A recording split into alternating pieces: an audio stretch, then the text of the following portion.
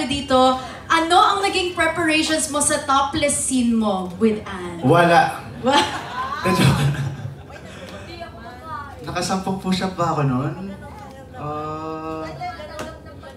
Nagagaganon ako sa set. Kala mo naman may maiiba eh. No? Preparation.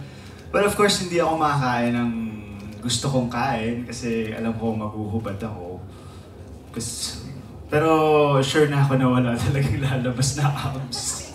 May isa lang yung nakarating. Na-pack up daw yung 5. Sabi, huwag nyo na parating, okay na. Nagmamadali tayo, sabi niya direct. So, ab lang siya. You know, actually wala ako naging preparation. Tapos, ano lang, binabantayan ko lang yung kain ko. And at the same time, kapag on the set na gumaganyan muna ako. The set na, okay, ready na. Kala mo meron, wala naman. So, wala talaga scene. Yeah. How long did it take for you, Joshua, to prepare yung parang, to mentally prepare yourself na, okay, kailangan ko magka-abs?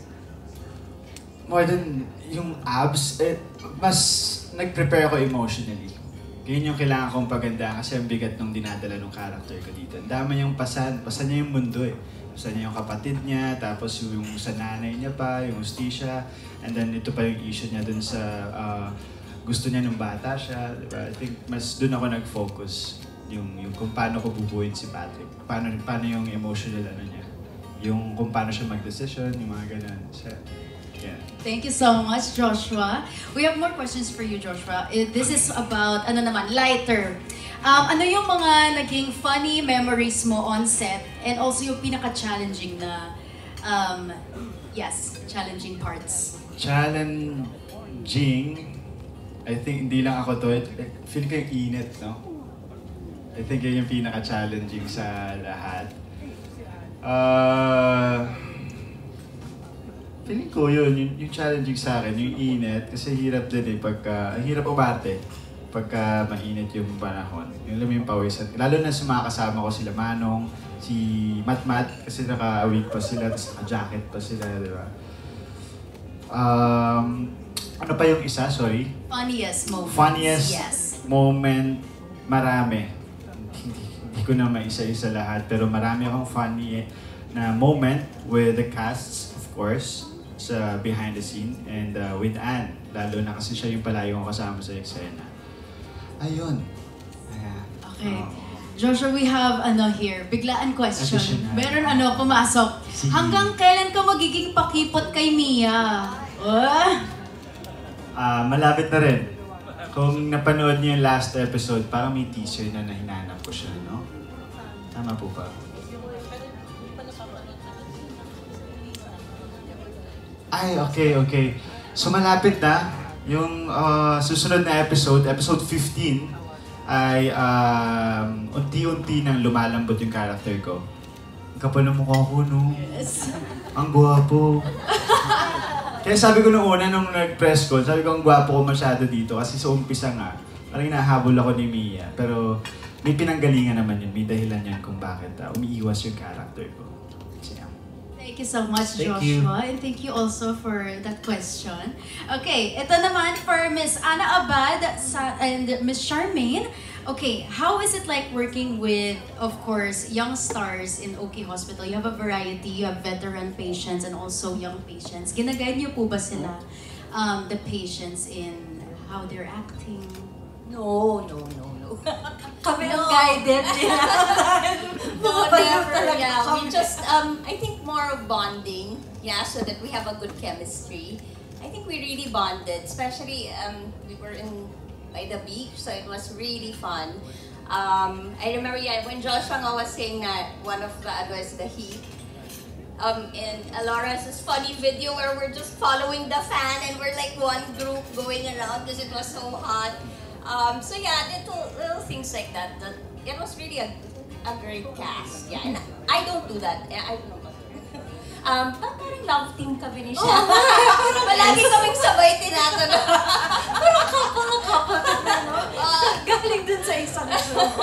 But yeah, I don't do that. If someone asks, but because acting kasi there's so many choices you can make. So my choice may not be for someone else. So it's very dangerous to do that, I think. So maybe some if they ask, but usually I think I would rather work on chemistry with my castmates. Yeah. And trust. You have to trust your co-actor to deliver what it is, and you have to always listen because acting is reacting. You cannot do your own thing separate from the other, expecting that you'll do this because hindi ganun eh. You have to react, so you have to constantly listen and be aware of what your co-actor is doing. And yeah, the fact that you have a director that would also guide you, of course, on your different characters.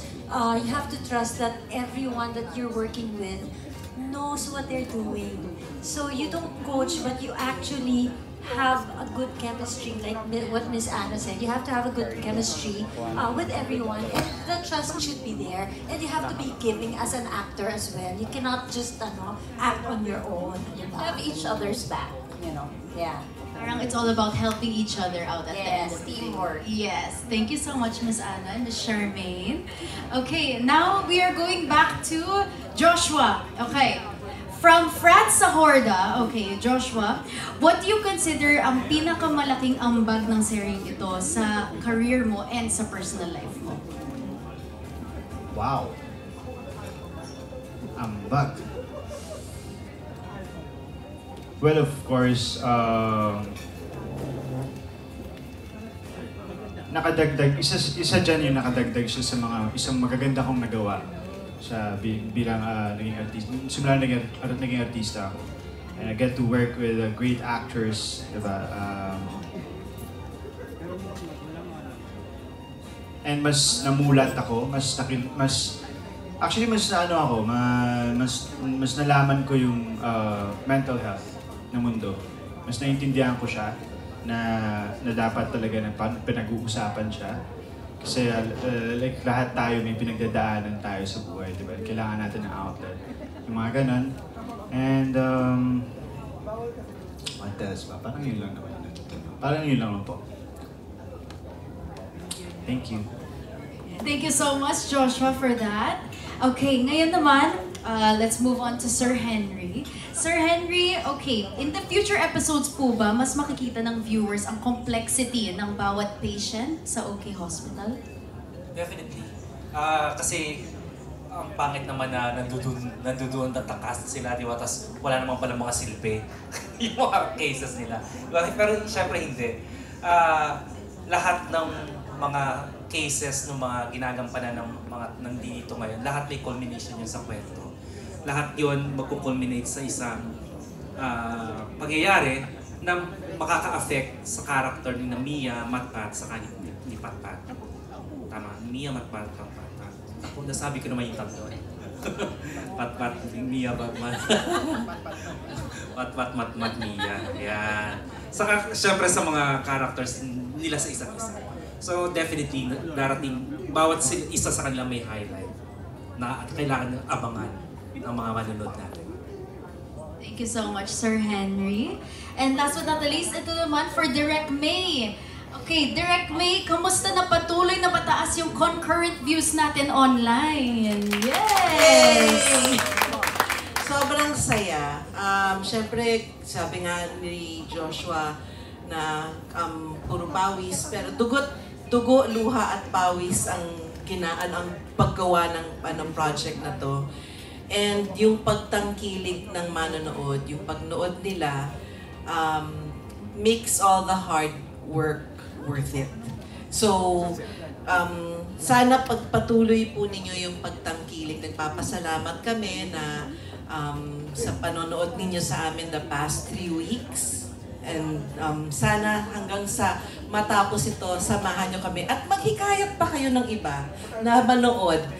Tell everyone about it. Manood kayo ng show na to hanggang sa katapusan. Kasi simula pa lang ito, paganda pa siya ng paganda. Congratulations, Direk, and congratulations to the whole cast of It's Okay to Not Be Okay. Before we conclude, of course, ang ating Q&A portion, meron po dito last 4 questions for Joshua. Okay, Joshua, last 4 questions for you. Okay, Josh? 4. Yes, 4. Wow. Okay, your thoughts on the cast na kasama mo sa show na to?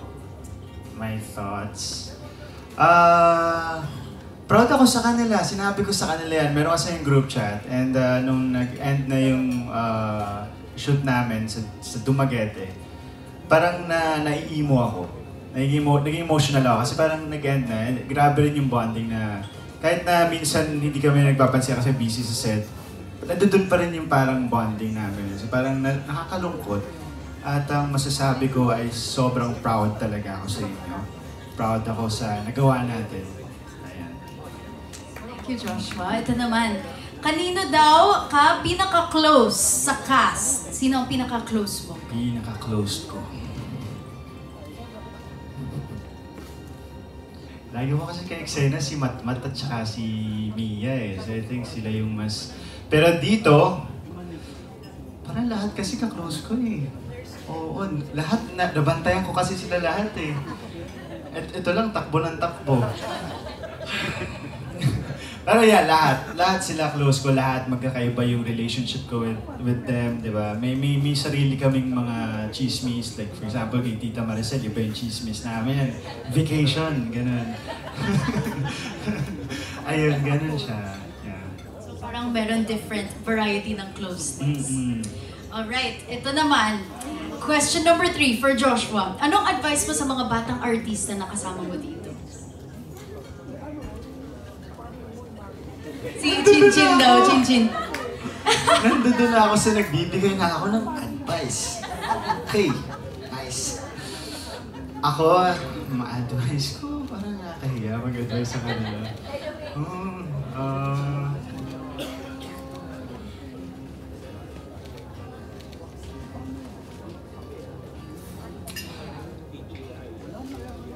Siguro ano na lang.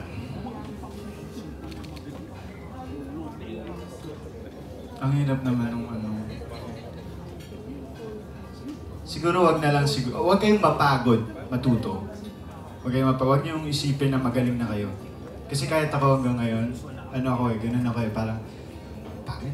Pero wag naman kayong ma-frustrate sa mga ginagawa niyo, pero wag lang kayong mapagod, matuto. Palaging pag may maganda yun eh, palaging may bago kayo sa sarili niyo. And palaging may bago kayong natututunan, tapos ma-apply niyo sa next project niyo, or may bago kayong nakasama, may natutunan ka doon, diba? Palaging may bago, tapos of course, always respect yung mas matatanda sa inyo sa industriya. At of course, yung mga staff natin, yung crew, kasi nasa kanila yung chismis. Alagaan nyo sila. So, yeah, ayun. And laging respeto rin sa co-actors, di ba? Na-appreciate ko yung sinabi ni Miss Ana na talagang mahirap magturo ng co-actor. Kasi yan eh, respeto ngayon sa craft ng co-actor mo. Totoo yung dangerous yan. So yeah, ayun. Thank you so much, Joshua. Last question for you. Okay. Yes. Last question is, of course, alam naman natin that you are a veteran actor, but then you also learn from the veteran actors. Oh, di ba? So, ano mga natutunan mo from the veteran actors dito sa show It's Okay to Not Be Okay? Wait, ano? Sabi nila, ano mga natutunan Tunan mo? ko sa mga veterano. Yes. Parang marami ako natutunan sa'yo. Well, marami. Marami, hindi ko siya may isa-isa, pero marami. Nung una, kasi, okay, ganito. Nung nagsimula ako sa industriya, napinalad ako kasi puro veteranong aktor or actress na sinakatrabaho. So nung una, yung mga advice nila sa akin, patungkol sa trabaho ko. Kung paano rumispeto sa actors. Ngayon naman, yung mga nakasama ko, ang tinuturo nila sa akin, kung paano ako mas magiging better man. Kung paano ako mas magiging matalino sa buhay. So I think, doon ko nalaman na tumatanda na ako. Magiging veteran na talaga. Oo. Yes. So usually ganun na yung advice nila sa akin. About patungkol na sa buhay. Hindi na siya patungkol sa trabaho din. So, yeah. Thank you so much, Joshua. Baka may gusto kang i-share dyan? About life? No? Mamaya, balikan na lang natin si Joshua later. Yes. Okay, we have here one last for Miss Maricel Laksa. Okay.